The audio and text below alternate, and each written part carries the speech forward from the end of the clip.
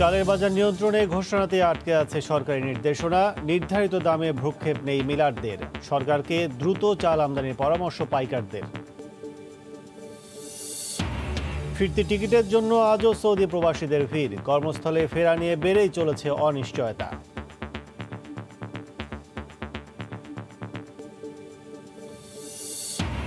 ভাসছে উত্তরাঞ্চলের ৩ জেলার শত শত গ্রাম। নষ্ট হয়েছে ক্ষেতের ফসল ও সবজি। বাঁধ রক্ষায় পানি উন্নয়ন বোর্ডের গাফিলতিকে দুষছেন স্থানীয়রা। এবং ক্রেতা বিক্রেতার হাঁক ডাকে মুখর মুন্সিগঞ্জের পাইকারি মাছ বাজার। বিক্রি হচ্ছে ফরমালিন মুক্ত মাছ। সরগরম জৈব সারে উৎপাদিত সবজির বাজার।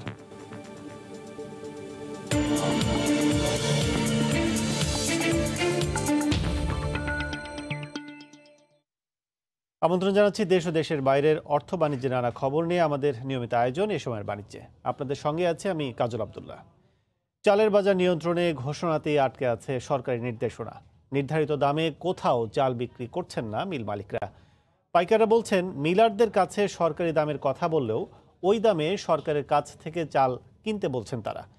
এই অবস্থায় বাজার নিয়ন্ত্রণে সরকারকে দ্রুত চাল আমদানির পরামর্শ পাইকারদের। মঙ্গলবার চালকল মালিকদের সঙ্গে বৈঠকে মিলগেটে প্রতি কেজি সরু মিনিকেট চাল ৫১ টাকা ৫০ পয়সা ও মাঝারি মানের চাল প্রতি কেজি ৪৫ টাকা নির্ধারণ করে দেয় খাদ্য মন্ত্রণালয়। পরদিন বুধবার থেকে দেশের সব চালকল মালিককে নতুন এই দামে চাল বিক্রি করতে বলা হয়। কাজীর গরু কিতাবে আছে, গোয়ালে নেই, এই প্রবাদ বাক্যের মতো সরকারের নির্দেশনাও আটকে আছে ঘোষণাতেই। শনিবার রাজধানীর মোহাম্মদপুর পাইকারি কৃষি মার্কেটের ব্যবসায়ীরা জানালেন, মিলগেটে মিনিকেট ৫০ কেজির প্রতি বস্তা ২৭৫০ টাকা, মাঝারি চাল বিক্রি হচ্ছে ২৩৫০ থেকে ২৪০০ টাকায়। পাইকারি বাজারেও কমেনি চালের দর। এখনো কম দামি চাল আমাদের ঢুকে নেই, অর্ডার দেওয়া আছে, ঢুকলে আপনার দাম একটু কম পায়, এখন আগের দামই আছে।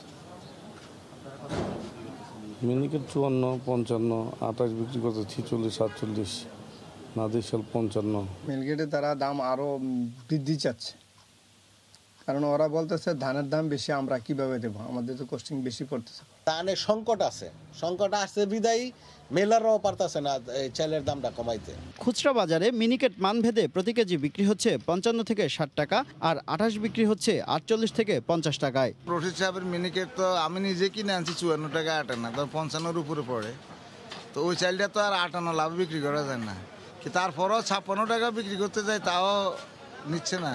শুল্ক তুলে দিয়ে চাল আমদানি না করলে বাজার কোনোভাবেই নিয়ন্ত্রণে আসবে না বলে মনে করেন খুচরা ও পাইকারি বিক্রেতারা। শুভ খান, সময় সংবাদ, ঢাকা। চালের বাজার খবর জানাতে এই মুহূর্তে রাজধানীর মোহাম্মদপুর পাইকারি কৃষি মার্কেটে আছেন রিপোর্টার শুভ খান এবং বগুড়ায় আছেন সহকর্মী মাজেদুর রহমান। সরাসরি যাব তাদের কাছে। প্রথমে যাচ্ছি শুভর কাছে। শুভ,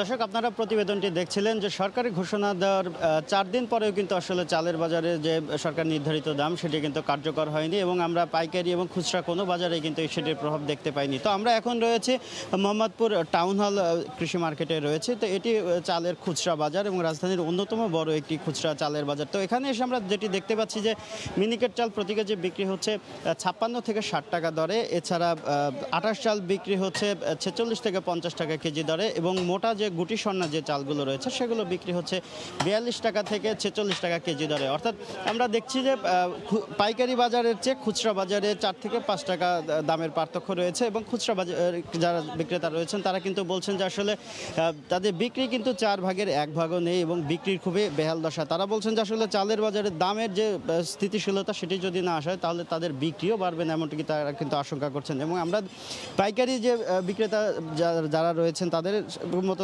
খুচরা বিক্রেতারাও কিন্তু আসলে বলছেন যে মিলগেটে আসলে চালের দাম যেহেতু কমেনি, সুতরাং পাইকারি বা খুচরা কোনো পর্যায়ে কিন্তু আসলে প্রভাব পড়বে না। এবং তারাও কিন্তু একটা বিষয় বলছেন যে আসলে চাল আমদানি না করলে আসলে বাজারের যে অস্থিরতা সেটি কিন্তু কোনোভাবেই কিন্তু দূর করা সম্ভব হবে না। সুতরাং তারাও কিন্তু দাবি করছেন যে শুল্ক তুলে দিয়ে যদি আমদানির উদ্যোগ না হয় তাহলে চালের বাজারে স্থিতিশীলতা ফেরত আসবে। এবং তারাও কিন্তু ব্যক্তিগত উদ্যোগে বিভিন্ন মিল মালিকদের সাথে কিন্তু যোগাযোগ করেছেন, এবং মিল মালিকরা কিন্তু ওই পাইকারি বিক্রেতাদের মতো তাদেরকেও কিন্তু বলেছেন যে আসলে সরকার যে যে দাম বেঁধে দিয়েছে 51 টাকা 50 পয়সা মিনিকেট চাল এবং 28 চাল দেওয়া হয়েছে 45 টাকা, সে দরে আসলে চাল সরবরাহ করা সম্ভব নয়, এমনটাই কিন্তু সাফ জানিয়ে দিয়েছেন এই খুচরা বিক্রেতারা তাদেরও কিন্তু।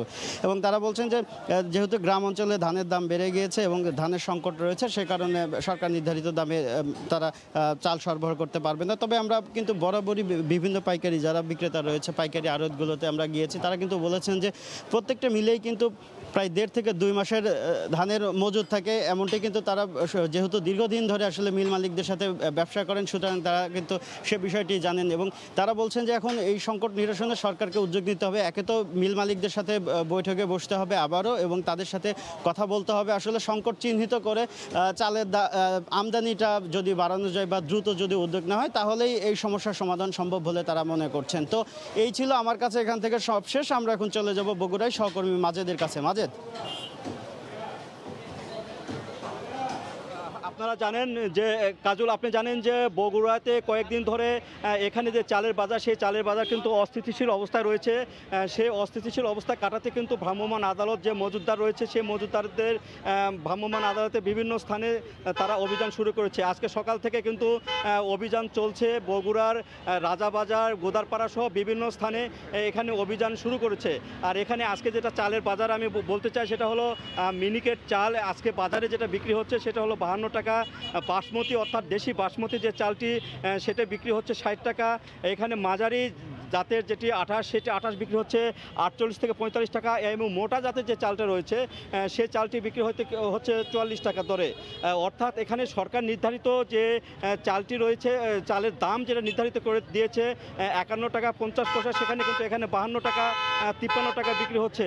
আর এখানে মাঝারি জাতের চালটি যেটি 48 টাকা, এখানে যেটি নির্ধারণ 45 টাকা নির্ধারণ করেছে, সেখানে কিন্তু 48 টাকা বিক্রি হচ্ছে। অর্থাৎ এখানে প্রত্যেকটি চালের প্রকারভেদে প্রত্যেকটি চালে কিন্তু 3 থেকে 5 টাকা দরে বেড়েছে, এবং এই বাড়ার কারণেই কিন্তু আজকে ভ্রাম্যমাণ আদালত তাদের অভিযান পরিচালনা করছে। আর এখানে যেটি বলতে হয় যে এখানে মজুদের পরিমাণ কিন্তু বিভিন্ন গুদামগুলোতে কিন্তু এখানে মজুত রয়েছে বেশ পরিমাণ, এবং এই মজুতদারদের বিরুদ্ধে বিশেষ করে এখানে যে গুদামগুলো রয়েছে সেই গুদামগুলোতে তারা সতর্কতামূলক তারা অভিযান চালাচ্ছে এবং তাদেরকে সতর্ক করছে যে বেশি দিন এই চালগুলো কিন্তু মজুত এবং ধানগুলো মজুত করে রাখা যাবে না, এবং এই চালগুলো বাজারে ছাড়তে হবে।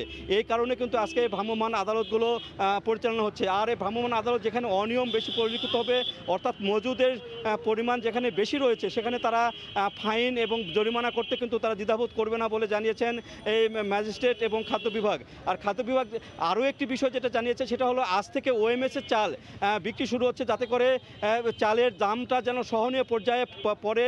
সেক্ষেত্রে কিন্তু ওএমএসের চালও কিন্তু আজ থেকে বিক্রি শুরু হয়েছে বগুড়াতে, সেখানে 30 টাকা কেজি দরে কিন্তু চাল দেওয়া হবে। তো সব মিলে যেটি বলতে হয়, চালের বাজারে এখনও ঊর্ধ্বগতি, সেই ঊর্ধ্বগতি নিয়ন্ত্রণ করতে কিন্তু ভ্রাম্যমাণ আদালত পরিচালিত হচ্ছে। পাশাপাশি সরকার এখানে ওএমএসের চালু করেছে। তো এখানে এই ছিল চালের বাজার থেকে চালের দাম এবং ভ্রাম্যমাণ আদালত থেকে আদালতের সর্বশেষ পরিস্থিতি। কাজল, বগুড়া থেকে চালের বাজারের খবর জানাচ্ছিলেন সহকর্মী মাজদুর রহমান। এর আগে রাজধানী থেকে আমাদের সাথে যোগ দিয়েছিলেন সহকর্মী শুভ খান। রোববার দ্বিতীয় দফা টিকিটের টোকেন দেওয়ার কথা থাকলেও আজই কারণ বাজারে সৌদি এয়ারলাইন্সের কার্যালয়ে কর্মস্থলে ফেরার টিকিটের জন্য ভিড় করছেন সৌদি প্রবাসীরা। এর মধ্যে 3300 টিকিট সরবরাহ করেছে সৌদি এয়ারলাইন্স কর্তৃপক্ষ। আজ আরও 100 টিকিট সরবরাহ করার কথা রয়েছে। হলুদ টোকেনধারী 1 থেকে 100 সিরিয়ালের টোকেন দেওয়া হবে আজ। সৌদি প্রবাসীদের জন্য প্রতি সপ্তাহে 20টি ফ্লাইট পরিচালিত করবে সৌদি এয়ারলাইন্স। ভিসা ও আকামার মেয়াদ শেষের দিকে থাকায় এ ফ্লাইটে যেতে পারবেন কিনা তা নিয়ে শঙ্কায় সৌদি প্রবাসীরা। এদিকে মতিঝিলেও বিমান বাংলাদেশ কার্যালয়ের সামনে ভিড় করেছেন কয়েকশো টিকিট প্রত্যাশী। বিমানের কর্মকর্তারা বলছেন টোকেনের ভিত্তিতে রিটার্ন টিকিট কেটে আসা প্রবাসীদের অগ্রাধিকার দেওয়া হচ্ছে। এক সপ্তাহের বেশি সময় ধরে মধ্যপ্রাচ্যের বিভিন্ন রুটে এয়ার টিকিট পেতে অস্থিরতা চলছে।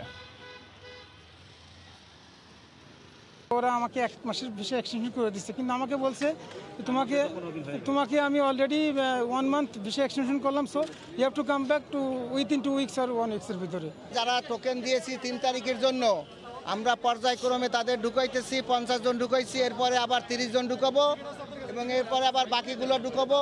টোকেনের কাজ শেষ হইলে যারা টোকেন নাই, যদি আমাদের সময় থাকে তাহলে আমরা কাজ করব, না হলে আমরা আগামী দিনে টোকেন দিয়ে দিব, তারা ওইভাবে ধারাবাহিকভাবে আসবে।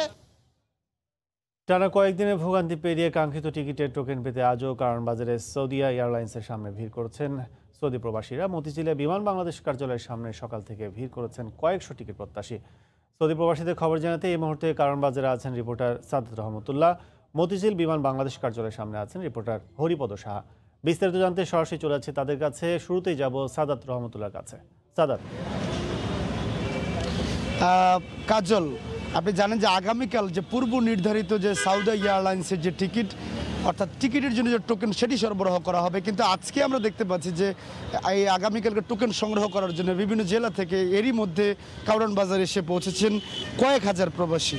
এবং তাদের মধ্যে যে এখন এই মুহূর্তে যে সংখ্যা, সবচেয়ে বড় সংখ্যার বিষয় হচ্ছে যাদের ভিসার মেয়াদ বাড়ানো হয়েছে আগামী 8 থেকে 10 দিন, কিংবা যাদের ভিসার মেয়াদ শেষ হয়ে যাবে 10 থেকে 12 তারিখের মধ্যে, তারা বলছেন যে আগামীকালকে এই কয়েক হাজার প্রবাসী যদি এসে এই টোকেনের জন্য ভিড় করে, সেক্ষেত্রে সবাইকে একসাথে টোকেন দেওয়া সম্ভব হবে না এবং সবাই টোকেন পাবে না। ফলে তাদের যে যাত্রা, সেক্ষেত্রে কিছুটা অনিশ্চয়তার মধ্যে পড়ে যাবে। একই সাথে আপনাকে জানিয়ে রাখতে চাই, আগামীকালকে সকাল 8টা থেকে 11টা পর্যন্ত এই 3 ঘন্টা তারা সৌদি এয়ারলাইন্স টোকেন সরবরাহ করবে টিকিটের জন্য। এরই মধ্যে কিন্তু আপনি জানেন যে 6000 টোকেন দিয়েছে, তার মধ্যে টিকিট সরবরাহ করেছে প্রায় 3300। আজকে আরও 100 টিকিট দেওয়ার সম্ভাবনা রয়েছে। সব মিলে 3400 টিকিট তারা সরবরাহ করবে আজ পর্যন্ত। কিন্তু নতুন করে যদি তারা আগামীকালকে টিকিটের জন্য টোকেন সরবরাহ করে, সেক্ষেত্রে যে বিশাল সংখ্যক মানুষ হবে। কারণ আপনি জানেন যে প্রায় 14 দিনের বেশি সময় ধরে যে সৌদি প্রবাসীরা যেই আন্দোলন করছে, তাদের সঠিক সময় কাজে যোগ দেওয়ার যে সংখ্যা প্রকাশ করছে, সেই সংখ্যা কিন্তু এখন পর্যন্ত কাটছে না। সব মিলে এখন পর্যন্ত যে বলা যায় যে কালকে যদি টোকেন তারা শেষ পর্যন্ত সৌদি এয়ারলাইন্স সরবরাহ করে, সেক্ষেত্রে বিশাল সংখ্যক মানুষের এই টোকেন দেওয়ার বিপরীতে কী পরিমাণ তারা টিকিট তারা সরবরাহ করবে এই সৌদি প্রবাসীদের মধ্যে, সেই সংখ্যা কিন্তু থেকে যাচ্ছে। এবং সবাইকে ঠিকমতো কাজে যোগ দিতে পারবে কিনা, কারণ আপনি জানেন যে অনেকেই বাংলাদেশ থেকে প্রায় 70 থেকে 1 লাখ, কখনো কখনো তারও বেশি টাকা খরচ করে কিন্তু এই আকামা বা কফিলদের কাছে জমা দিয়ে আকামার এবং ভিসার মেয়াদ তারা বাড়িয়েছে। ফলে শেষ সময় 7 থেকে 8 দিন সময় তারা পাবে, সেই সময় তো তারা যেতে না পারে, সেই এক বড় অনিশ্চয়তা তারা থেকে যাচ্ছে এখানে। এবং আপনি জানেন যে 20টি ফ্লাইট নতুন করে দিয়েছে। এই 20টি ফ্লাইটে এই বিশাল সংখ্যক যাত্রী কি যেতে পারবে কিনা, সেই সংখ্যা কিন্তু একইভাবে থাকে। এরই মধ্যে কারণ বাজারে সৌদি এয়ারলাইন্সের পাশের যে জায়গাগুলো আছে, সেখানে কিন্তু ভিড় করতে শুরু করেছেন সৌদি প্রবাসীরা। গত কয়েকদিন আমরা দেখেছি যে এই প্রবাসীদের উপস্থিতি বেশ কম থাকলেও আগামীকালকে টিকিট সরবরাহ করা হবে, সেই খবরে কিন্তু তারা এখানে ভিড় করতে শুরু করেছেন। তারা চান যে যাদের ভিসার মেয়াদ শেষ হয়ে গেছে, তাদের যেন দ্রুত গতিতে, অর্থাৎ আগে টিকিট সরবরাহ করে যাত্রা নিশ্চিত করা হয়। এই ছিল আমার কাছে রাজধানী কারওয়ান বাজার থেকে সৌদি এয়ারলাইন্সের টিকিট বিক্রির সবশেষ খবর। আমাদের আরেক সহকর্মী রয়েছেন মতিঝিলে, হরিপদ সাহা, সেখানকার টিকিট বিক্রির খবর জানতে সরাসরি চলে যাচ্ছি তার কাছে। হ্যাঁ কাজল, সাদাত যেটা বলছিলেন যে দীর্ঘ টিকিট প্রত্যাশীদের দীর্ঘ সারি সকাল থেকেই লক্ষ্য করা যাচ্ছে। বিমান বাংলাদেশের প্রধান কার্যালয়ের সামনেও সকালে এসে আমরা যেটা দেখতে পাচ্ছি যে মূল গেটের দুই দিকে কিন্তু বিপুল সংখ্যক টিকিট প্রত্যাশীর অপেক্ষা আমরা লক্ষ্য করছি। এবং তারা বলছেন ঘন্টার পর ঘন্টা অপেক্ষা করেও গত কয়েকদিনেও কিন্তু অনেকেই, বেশিরভাগই কিন্তু টিকিট কাটতে পারেননি। একটা বিষয় যেটা লক্ষ্য করা যাচ্ছে, বিমান বাংলাদেশের একটি ঘোষণা ছিল যে যারা মার্চের 16 তারিখের পরে রিটার্ন টিকিট কেটে এসেও যেতে পারেননি, বিমান চলাচল বন্ধ হওয়ার কারণে, তাদের কিন্তু অগ্রাধিকার ভিত্তিতে টিকিট দেওয়া হবে। বিভিন্ন তারিখও দেওয়া হয়েছিল, 2 তারিখ বা 3 তারিখ এরকম।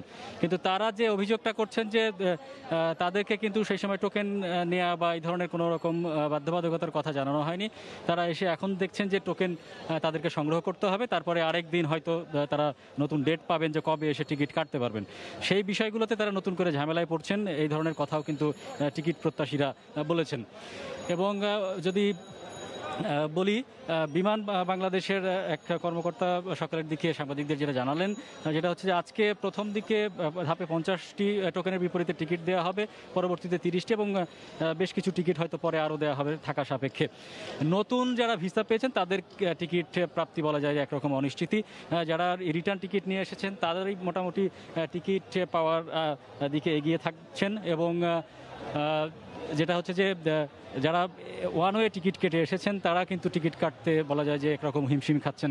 যদিও বলা হচ্ছে যে নতুন পুরাতন সবার ওয়ান ওয়ে এবং টু ওয়ে সবার ক্ষেত্রেই টোকেন সংগ্রহ করে নিয়ে সেই সিরিয়াল অনুযায়ী দাঁড়ালেই কিন্তু টিকিট পাওয়া যাবে, সেরকমটি জানালেও কিন্তু বিভিন্ন রকম অভিযোগও পাওয়া যাচ্ছে যে ওয়ান ওয়ে টিকিট যারা কেটে এসেছেন তাদের টিকিট পাওয়াটা কিছুটা দুরূহ হয়ে পড়েছে। তো এক একটা টিকিট এখানে দেখা যাচ্ছে যে সোনার হরিণের চেয়েও দামি হয়ে গেছে।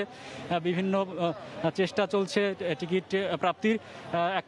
কিছুক্ষণ আগে আমি যেটা লক্ষ্য করলাম যে মূল গেট যখন খুলে দেওয়া হলো টোকেন যারা নিয়েছেন সেই 30 জনকে ঢোকানোর জন্য, বলা যায় যে জনস্রোত কোনো রকমে বাধা ঠেলে ভেতরে ঢোকার একটি প্রাণান্ত চেষ্টা আমরা লক্ষ্য করেছি টিকিট প্রত্যাশীদের, এবং সেই স্রোত ঠেকাতে কিন্তু আইনশৃঙ্খলা রক্ষা বাহিনীর যারা সদস্যরা এখানে নিয়োজিত রয়েছেন তাদেরকে বলা যায় কিছুটা হিমশিম খেতেই হচ্ছে।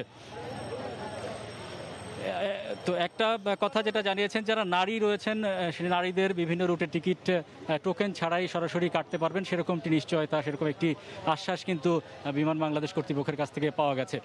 তো অনেকেই কিন্তু আমি পেয়েছি যাদের ভিসার মেয়াদ শেষ হয়ে গেছে, নতুন করে ভিসা এক্সটেনশনের চেষ্টা চলছে, তারাও এসেছেন আশায় যে যদি টিকিটটা পাওয়া যায় হয়তো ভিসা এক্সটেনশন হলে তারা যেতে পারবেন। তো কাজল এই ছিল বিমান বাংলাদেশের সামনে থেকে সৌদি আরব সহ বিভিন্ন গন্তব্যে যাওয়া টিকিট প্রত্যাশীদের প্রবাসীদের সবশেষ খবর। টিকিট ও টোকেন ভোগান্তি আজও শেষ হয়নি সৌদিগামী প্রবাসীদের। সে খবর জানাতে রাজধানীর কারণ বাজার ও মতিঝিল থেকে আমাদের সাথে যোগ দিয়েছিলেন সহকর্মীরা। রাজশাহী দুর্গাপুরে সরকারি চাকরি দেওয়ার প্রলোভন দেখিয়ে একটি চক্র হাতিয়ে নিচ্ছে লাখ লাখ টাকা। এতে প্রতারকরা আঙ্গুল ফুলে কলাগাছ হলেও ভুক্তভোগীরা চাকরি বা টাকা কিছুই পাচ্ছেন না। তবে গ্রামবাসী করা অভিযোগ অস্বীকার করেছেন অভিযুক্তরা। পুলিশ বলছে অভিযোগ পেলে তাদের বিরুদ্ধে আইনগত ব্যবস্থা নেওয়া হবে। বিস্তারিত সাইফুর রহমান রকির প্রতিবেদনে, ক্যামেরায় ছিলেন হাবিবুর রহমান পাপ্পু।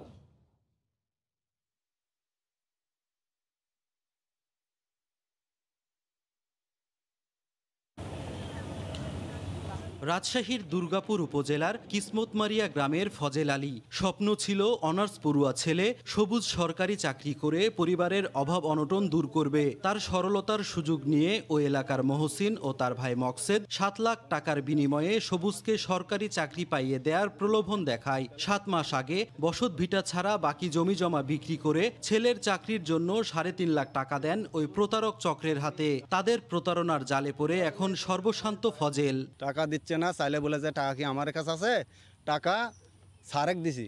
শুধু তিনি নন, তার মতো অনেকের কাছ থেকেই পুলিশ, সেনাবাহিনী ও বিজিবিতে চাকরি দেওয়ার নামে লাখ লাখ টাকা হাতিয়ে নিয়েছে প্রতারক মহসিন ও মকসেদ। প্রভাবশালী হওয়ায় ভুক্তভোগীদের অনেকেই ভয়ে তাদের বিরুদ্ধে মুখ খুলতে রাজি হয়নি।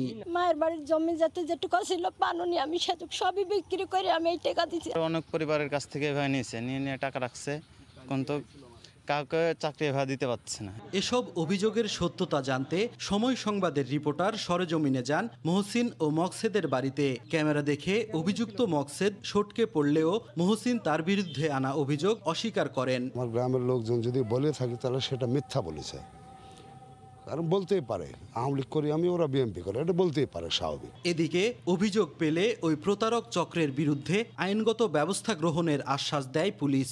এ ধরনের কোনো যদি ভুক্তভোগী থেকে থাকে, তারা যদি আমাদের এসে বলে যে অমুকের চাকরি দেওয়ার কথা বলে আমাদের কাছে টাকা নিয়েছে, আমরা আইনগত ব্যবস্থা নিব এবং এই সমস্ত দালালদেরকে আইনের আওতায় নিয়ে আসবো। সরকারি প্রতিষ্ঠানে চাকরি দেওয়ার নাম করে 30 জনেরও বেশি মানুষের কাছ থেকে অর্ধ কোটি টাকা হাতিয়ে নিয়েছে এই চক্রটি। সাইফুর রহমান রকি, সময় সংবাদ, রাজশাহী। দেখছেন এ সময় বাণিজ্য। ভয়ঙ্কর হয়ে উঠছে আত্রাই নদী। পানিতে ভাসছে উত্তরাঞ্চলের 3 জেলার শত শত গ্রাম। ঘরবাড়ি ও ভিটেমাটি হারা নদী পাড়ের লাখো মানুষ এখন পানিবন্দী। পানির তোরে ভেসে গেছে পুকুরের মাছ, নষ্ট হয়েছে ক্ষেতের ফসল ও সবজি। আল মামুনের পাঠাও তথ্য, ছবিতে রিপোর্ট। আগ্রাসী আত্রায় তীব্র স্রোতে ভেসে যাচ্ছে গাছপালা, ঘরবাড়ি, রাস্তাঘাট, ফসলের মাঠ। আকস্মিক ভাঙনের শেষ রক্ষাটুকু হলো না ভিটে মাটির, সব হারিয়ে দিশেহারা নদী পাড়ের মানুষ।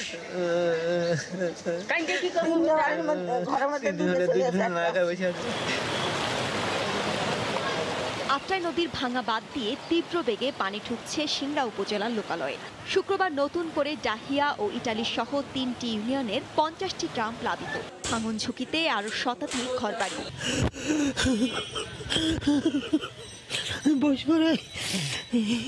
বহু কষ্টে গড়া ঘরবাড়ি বাঁচানোর চেষ্টা তাদের। অনেকেই ঠাঁই নিয়েছেন উঁচু বাঁধে। ছোট ছোট ঘর বাড়ি করে আসছিলাম, ভেঙে গেছে। এখানে সুতি অনেকগুলো সুতির কারণে আমার এরকম পরিস্থিতি।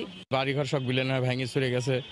এখন আমরা কোথায় যাব, কি করব? নদীর নাব্যতা কমে যাওয়ার জন্য, অপরিকল্পিতভাবে বাঁধ নির্মাণের জন্য, এই সমস্ত কারণে নদীর পানিতে ধারণ ক্ষমতা না থাকার জন্যই কিন্তু আকস্মিকভাবে এই ভাঙনগুলোর সৃষ্টি হয়। ভাঙন কবলিত এলাকা পরিদর্শন করে সুতি জাল দিয়ে অবৈধভাবে মাছ শিকারীদের বিরুদ্ধে ব্যবস্থা নেয়ার পাশাপাশি ক্ষতিগ্রস্তদের পুনর্বাসনের আশ্বাস দিলেন তথ্য ও প্রযুক্তি প্রতিমন্ত্রী। পুলিশ প্রশাসনকে আমি কঠোর নির্দেশও দিয়েছি যে শুধুমাত্র সুতি জাল অপসারণ নয়, এই যে পানি বাধাপ্রাপ্ত করা হচ্ছে যে সকল বাঁশ এবং ঘের দিয়ে, সেগুলো যাতে অপসারণ করা হয়।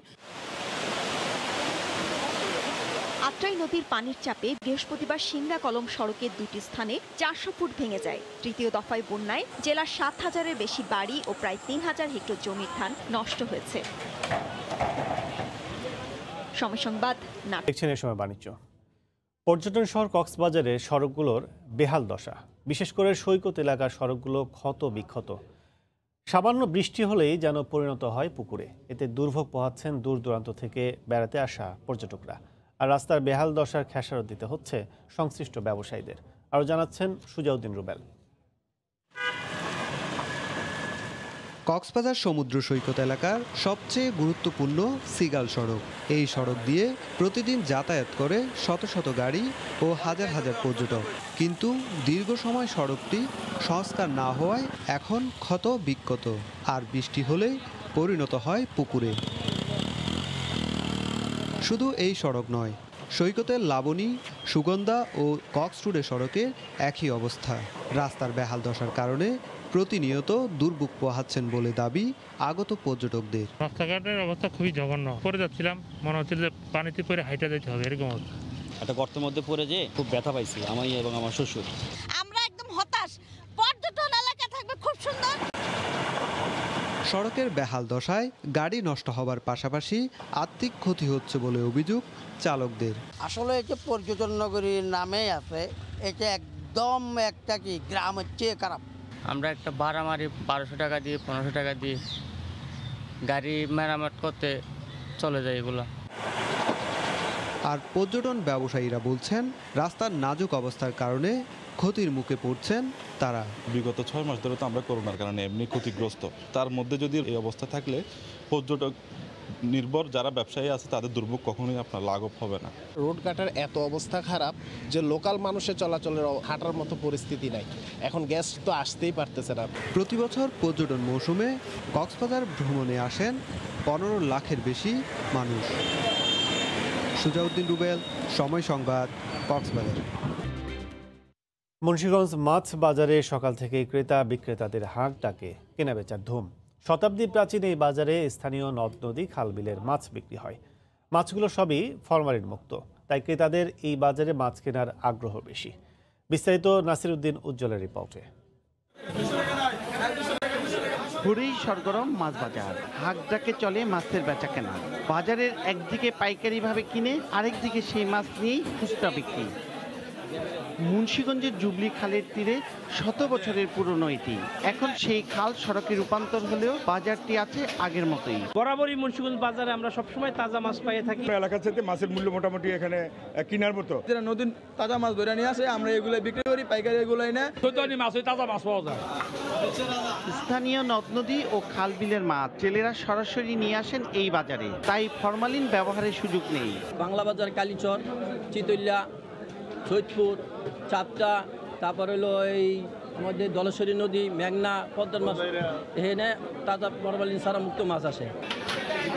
এখানে ইলিশের কেজি 700 থেকে 900, কই 120, শিং 300, তাজা রুই 230, চিংড়ি 650 ও রিটা 800 টাকা কেজি দরে বেচা কেনা হয়।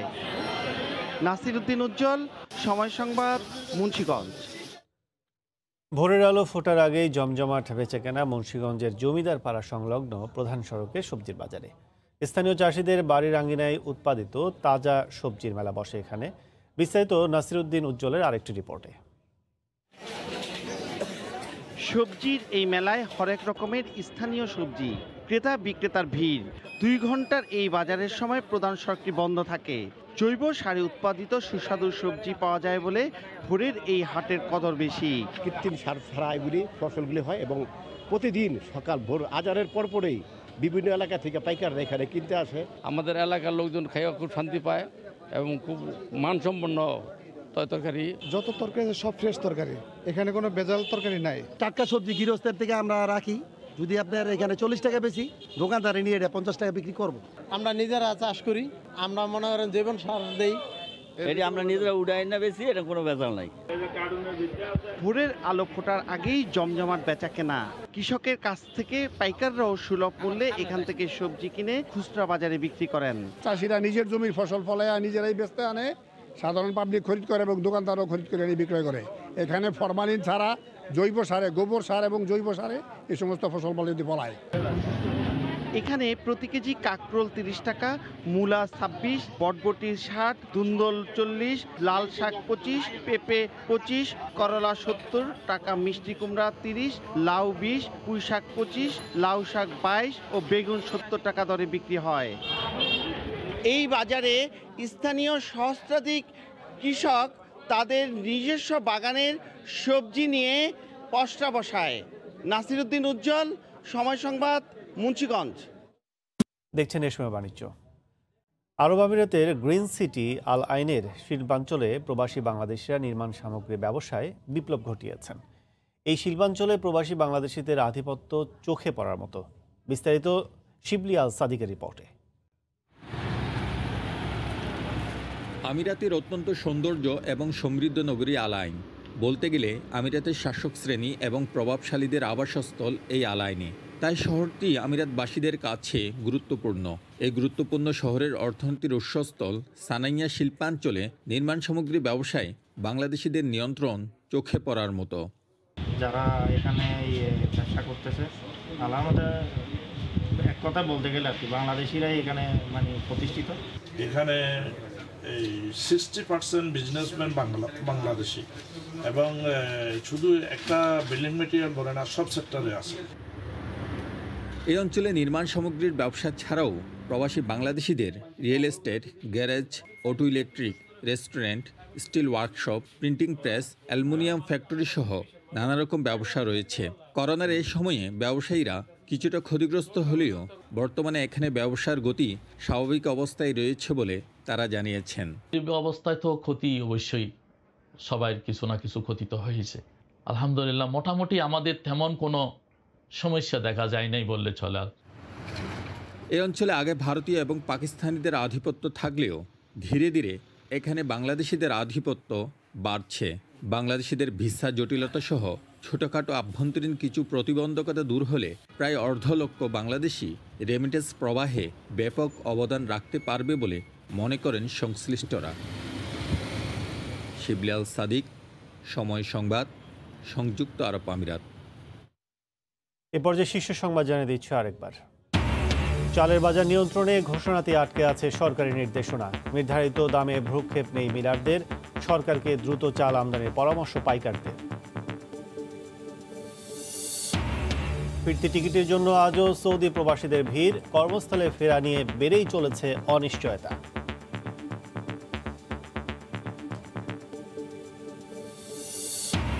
এবং ভাসছে উত্তরাঞ্চলের 3 জেলার শত শত গ্রাম। নষ্ট হয়েছে ক্ষেতের ফসল ও সবজি। বাঁধ রক্ষায় পানি উন্নয়ন বোর্ডের গাফিলতিকে দুষছেন স্থানীয়রা। এই ছিল এই সময় বাণিজ্যে। সঙ্গেই থাকুন সময়ের।